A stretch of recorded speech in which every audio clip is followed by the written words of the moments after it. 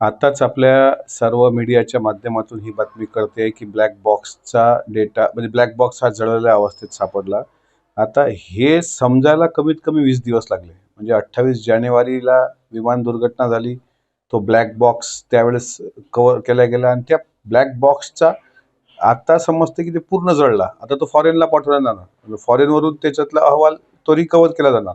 म्हणजे त्याला पूर्ण अधिवेशनाचा पूर्ण कार्यकाळ उलटेल. म्हणजे झाला 1-1.5 महिन्याचा डिले. आता ठीक आहे, आम्ही तरी वाट पाहतो, पण आमचे काही प्रश्न या निमित्ताने आहेत की दादांनी ज्या दिवशी विमानात प्रवास केला त्या दिवसाचं CCTV फुटेज, त्या विमानात स्फोट कसे झाले, त्या VSR कंपनीच्या विमानात काही स्फोटके लपवल्या गेली होती का?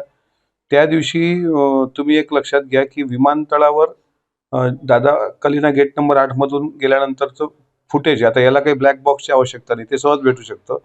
पायलट साहिल मदन, पायलट यश, पायलट सुमित कपूर व शांभवी पाठक हे घरून किती वाजता निघाले, कुणाच्या गाडीत निघाले, कोण्या रोडवर हे ट्रॉफिकमध्ये अडले होते, त्या ठिकाणचं CCTV फुटेज, या सर्व पायलटचा 28 जानेवारी 2026चा दिनांक व दिनक्रम, इतक्या गोष्टी ह्या सहज शक्य आहेत आणि CID चौकशीमध्ये ह्या गोष्टी सहज उपलब्ध होतात.